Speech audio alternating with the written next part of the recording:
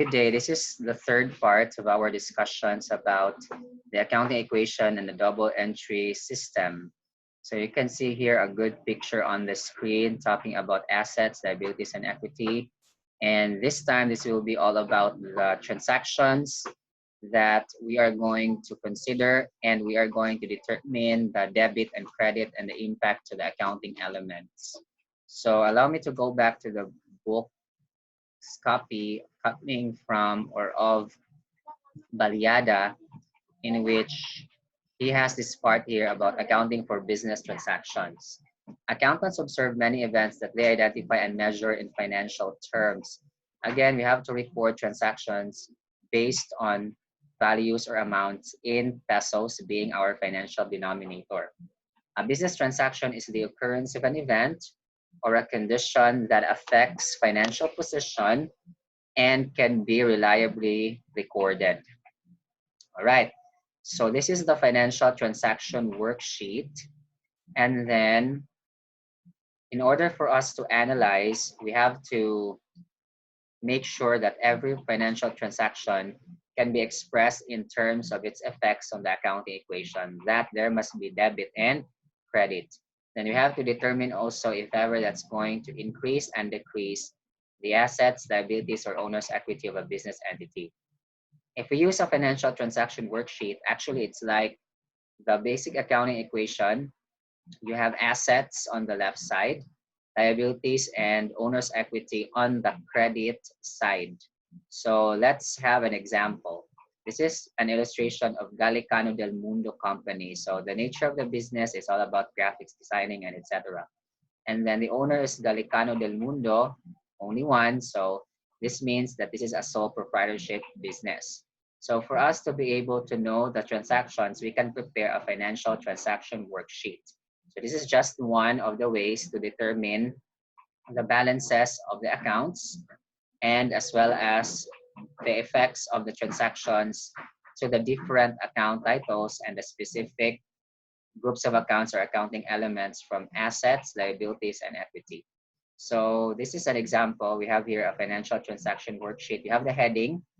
For every report in financial accounting and reporting, the heading is normally composed of 3 lines. First line is the name of the company. That is Del Mundo Graphics Design. Second would be the report that is being made, which is financial transaction worksheet, and the date line. First transaction is that Del Mundo started his new business by depositing 350,000 in a bank account in the name of Del Mundo Graphics Design at BPI Poblacion Branch. So if we are going to analyze this one, we have to always analyze a transaction in the point of view of business. So it is as if that the business makes the transaction. So if ever it says here, Del Mundo started its new business by depositing 350,000 in a bank account. So the company indeed received money from the owner or proprietor. And that is the deposit of 350,000. Therefore, we have to debit. So what is received by the business is money. Debit cash. Cash is an asset. Under assets, column cash, 250,000. And the owner's equity for Del Mundo is 350,000. So this is how we analyze the first transaction. Then we can notice the following things, that we have to separate the affairs of the business and the owner, and that the receipt of the cash 250,000 is coming from the investment of the owner. So this increases the cash received by the business and it increases the equity or capital of the business. And this is in the form of an account title, which is, this is the format, could be last name, comma, capital. Other books would suggest like the complete name. So let's go back. The name is Gallicano. So Gallicano, that is the first name, then last name is Del Mundo, comma, capital. For some books also, there is also like abbreviation of the first name. So G dot Del Mundo, comma, capital. So those are the 3 ways of expressing the owner's equity. And this is okay. Now, we are allowed to, of course, use any of the 3 if ever the item here for the account title of the owner's equity account is not given. However, if this format is given, so we have to follow it. That's the basic rule under recording of transactions, that we have to follow what has been given. All right. Then the other one is the dual nature of the transaction. So debit and credit. Since cash is debited, which is an asset, it will increase asset. Credited capital account, which is part of owner's equity, so that increases owner's equity. All right. So at this point, the entity has no liabilities and assets equal owner's equity. We have to make sure that at all times, the transactions are, of course, recorded and placed in the proper columns, and that the two sides should be equal to each other. Next transaction, computer equipment costing 145,000 is acquired on cash basis. Again, we analyze at the point of view of business. So it is as if the business acquired the computer equipment with this cost. So ask yourself, we have to ask ourselves, what has been received by the business? It is the equipment. What has been taken away? The cash. Therefore, computer equipment, that's a debit, so that's increase plus 145,000. But for the respective computer equipment cost is cash, so minus 145,000. So that if we simplify 350 minus 145, that's 25,000. Computer equipment, that is 145,000 balance. And if we total, it should be that the two sides must be equal. We can also say that assets did not change. It's because we debited an asset and deducted or credited also an asset. So as if no effect as a whole. That's why the two sides still are equal to the previous one. Next, March 9, computer supplies in the amount of 25,000 are purchased on account. It is the company that purchased. So what is received by the company? Computer supplies. So we just have to insert it here. Although in the problems that we will have later on, there is no worry because the financial transaction worksheet is given. But if not, we really have to make a big space for assets and liabilities because plenty of account titles could be affecting such. Then computer supplies is an asset here, then accounts payable here. So if we total everything, that's going to be 375,000. So this means that the acquisition of the computer supplies is on account, a verbal or oral promise to pay the amount. So this is not actually on cash or in cash basis. The account title that should be used is accounts payable on the credit side. Okay, next, for the March 11 transaction, this is all about the collection of Del Mundo Graphics design in cash for the design made. So this is the rendering of the services, and it is on cash basis. So meaning as soon as services are rendered or provided, cash has been received. So we are going to debit cash at 88,000. And we are going to credit service income. Service income, remember, is part of the equity, so we are going to place it here. For certain financial transaction worksheet, this could be like the setup, assets expounded and expanded for the specific account titles as well as liabilities, but owner's equity will be lumped as a whole. However, there are also other versions like under owner's equity or owner's equity, we are going to be very specific also. So there is the capital, there is the withdrawal, there is the income and expense. But it is okay if we follow this format. So we now get the total of each and we can notice that the two sides are equal. Also, actually, if this is like already the financial transaction worksheet, we do not do this like each and every transaction that we are going to determine the ending balance. No, it will be that we just have to continue the analysis. So this is 1, then 2, continue, 3 or third transaction, but it is of course 9 because this is on March 9, this is March 5, then March 11, that's why it is 11 here. So this is the 4th transaction. Meaning we just have to continue the transactions or list down because what if we have millions of transactions and then we are going to determine the balance after each transaction? I think that is going to be very time consuming. So all we have to do is to continue the adding and the placing of the values or deducting. I hope that is clear. So this one is just shown for us to know that the balances has moved onwards.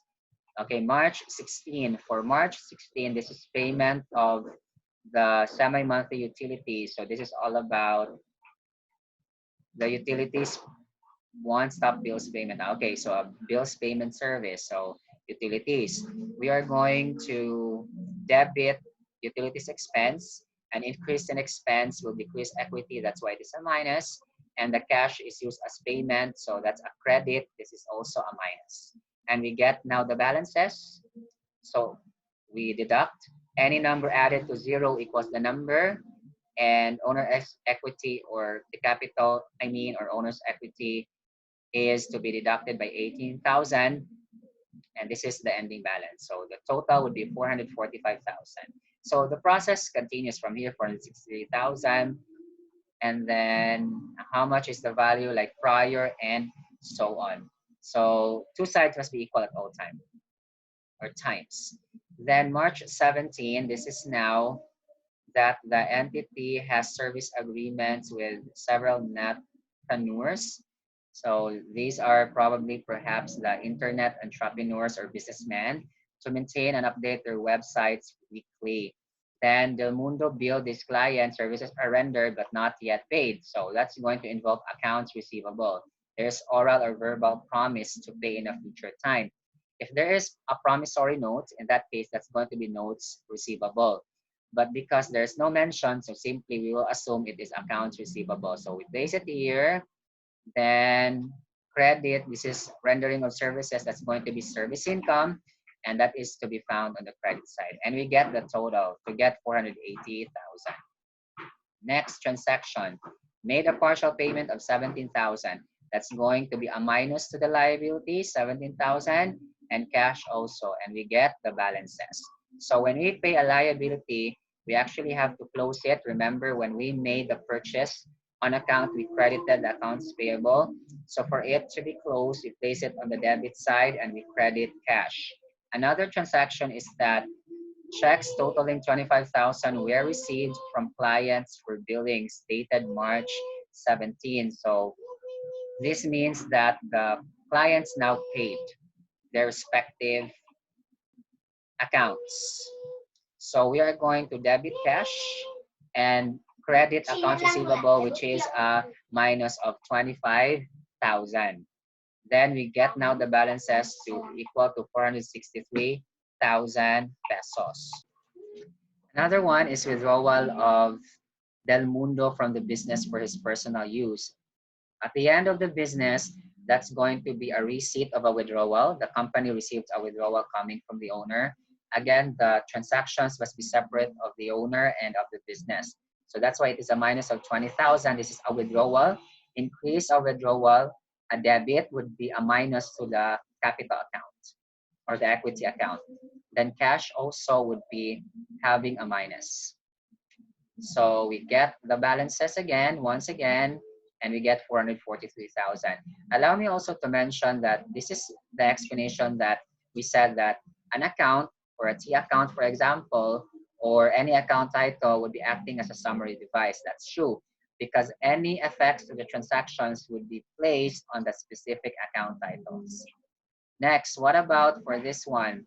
The company submitted a bill to Del Mundo. So Del Mundo is our company worth of newspaper advertisement. So the company actually has to pay the respective bill, but it did not pay this month yet.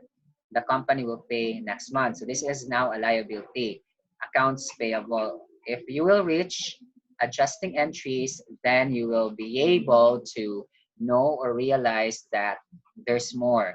We can credit actually utilities payable account, or if this is advertising, so advertising payable. But let's just respect this for now because probably this is the only account title given and the liability account given. So that's debit advertising expense. Hopefully you're taking that down. It's here. That's an increase of expense is a deduction of the capital, so minus. Then for the accounts payable, it would increase so that we can determine the balances. So any number balance added to zero equals the number. then we have to add and minus to get 443,000 pesos. Okay, next, March 31. This is all about payment of salaries for the month. So debit salaries expense, and we are going also to credit cash because we paid it in this particular transaction. So increase in expense again would decrease the capital or equity, and it will also decrease cash so that we will get again the desired balances, and we are balanced at the end of March 31. All right, then this is it. So example, if we have plenty of transactions in a month, we do not again determine like the balance every date known. But if we would like to do that, it's okay for the sake of personal consumption. But if we determine the reports for the month, we can just copy or we can just place from March 1, for example, to 31 and determine the balance at the last part. All right, I hope that is clear. Then after that, the continuation will be on the usage of T accounts.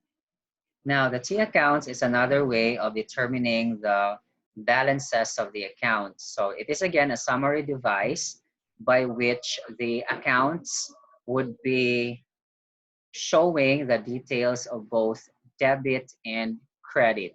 So this is like placing the debit on the appropriate side and credit also on the appropriate side. Is it a requirement to prepare a financial transaction worksheet? The answer is no. Is it required to prepare T accounts? That will be answered in the next step after journalizing, which is posting, because posting of transactions to the general ledger is very similar to the usage of T accounts. So we are just going to show this here, although this is not going to be really shown here exhaustively, for example, like to the point that we are going to prepare the next steps of the accounting process. So this is just simply looking into the T accounts, how is it done, and then how to determine the balance if appropriate at the end, then what's the point of doing it? So let's look into the rules of debit will always be applied as well as the credit, of course. So rules of debit and credit, then we are going to prepare T accounts as we go along the way. So you can just also notice that there are equal signs on the top. Assets increase equals owner's equity increase, just to be able to designate the impact on two sides. However, this is not really a requirement. So the requirement would be that we are going to put T accounts here. Okay, so the T accounts actually will be based on the arrangement of the account titles found in the chart of accounts. Although this is very early, but the chart of accounts is found, of course, at the start of the journalizing of transactions. It's given because every company has that for their recording, although it's not final because the account titles could have been increased along the way. So there can be more account titles as the company progresses in the operations. So you have here the assets and the owner's equity. So for the first one, the transaction a while ago, this is just changed into a T account format. So 250,000 debit, 250,000 credit. For the March 2, equipment increased by 50,000. Credit also 50,000 for the notes payable because there is issuance of promissory note. This is now different for March 2. For March, the better presentation now or copy. For March 3, this is payment of the rent in advance for 3 months. So prepaid rent, prepaid is being used as a descriptive for any expense that is paid in advance. So take note, the rent is paid in advance for the 3 months from March, April, and May. Then 50,000 is debit, credit would be cash. So this is for March 3. Then for March 4, received advance payment from a certain customer. So of course that would be a debit to cash. So it is placed here. There is 3-1, meaning that's March 1. Okay, then for unearned revenues, that's March 4, 18,000. Okay. Then March 5, computer equipment that is purchased on cash basis. So debit to computer equipment, which is received, increase, and a minus to cash. Both are assets, by the way, so no effect overall, 145,000. Then March 9, computer supplies are purchased on account. So that's going to be a receipt of computer supplies, 25,000, and also a credit for accounts payable, 25,000, both increases. So to continue, March 11, we have collected 88,000 for designing website. So we have assets increase cash, 88,000, and for design revenues, that is credit to 88,000. That is basically also an increase of the same amount. So of course, these are the proper ways of placing these amounts on the appropriate sides. All right. Then you can also notice the difference in the financial transaction worksheet. And in this one, aside from the skeletal form of a ledger, which is the T account, of course, obviously, we can notice that the specific account titles are used now, not just the owner's equity as presented on the right side. So design revenues, then here, paid bills express. So that's payment of utilities. So debit utilities expense 18,000 and credit cash. Then we also have March 17, which is all about our revenues. So in this case, this is on accounts. So debit accounts receivable, 35,000, and also credit owner's equity, but in the form of design revenues, to be more specific, 35,000. For March 19, this is repeated. So payment of the accounts payable. So for the purchase of computer supplies, that's a debit because we have to recognize it. Then we have to deduct also the 17,000 after that on the part of cash. For March 20, received checks totaling 25,000. This is for the payment of March 17 for the customer's account. So the company received money. It received checks, so that's cash. That's what I've said. If checks are received, which can be in cash immediately, this has to be considered as cash. There was no mention, so we will assume it is cash. 25,000. Then accounts receivable, that's credit. March 21, withdrawal, so increase on the Del Mundo withdrawals. You can notice that the account title for the withdrawals, Del Mundo, withdrawals, is similar to capital, that there is the name, last name is important, withdrawals. If capital, capital. Then cash is a minus 20,000. Next, this is for the ads, advertising expense, debit, then accounts payable, credit, increase of both. Then Del Mundo, this is the last transaction in which the company, the Del Mundo, paid his assistant designer salaries for the month. So debit salaries expense, credit cash, both at 15,000. And by then, we can now determine the balances by adding both sides and deducting each respective totals to get the balance. But it is not shown here yet, so that will be on the posting. So the continuation of the process will be in the posting process. For now, at least we know that those are placed on the appropriate sides. If you would like to know the specific sides and we would like to see as to which sides really they will place or be placed rather, they will be placed. So hopefully you've learned something about this one, but the easy way of getting the balance is simply, again, adding both sides and getting the difference of the two. Okay, so hopefully that is clear. So example, this is for cash. Get the total of debit, get the total of credit, then whatever is the total for the debit minus whatever is the total of the credit. And that is the balance for cash at the end of the month. All right, so it is very important that we will know which side the accounts will be placed.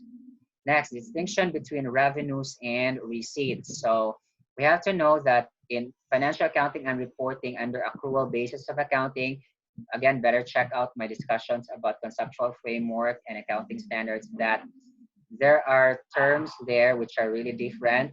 Example of that would be revenues versus receipts. Revenues is synonymous to income, in which we earn it, we get the gross inflow of economic benefits should we be able to deliver the goods and render the services without any conditions or restrictions, and we have already relinquished the managerial control. On the receipts, this is all about the collection or the receipt of the money, so that if we are going to compare the two, so cash sales made a year, the two are equal because the sale is made in cash. But this one, since the sale is made on credit and the cash collection is to be received this year, so the credit sales were made last year rather. So in other words, the sales revenue was for last year. This year it's zero. The receipt is done this year. So meaning they're not synonymous, they're unequal or they're not equivalent. Number three, credit sales made this year, cash received this year. All right, so equal because the sale is the same as collection in terms of the date, which is this year. What about number four? Credit sales made this year, so sales is 100,000, the amount, for example. But cash is to be received next year. So meaning zero for the receipts for now, and the collection will be reflected under cash receipts next year. All right? So this is the difference, meaning we just have to close it by saying that cash receipts is not necessarily same as the revenues or sales and income. They will be the same if ever the sale and the collection happened in the same year. That's therefore an ergo. All right.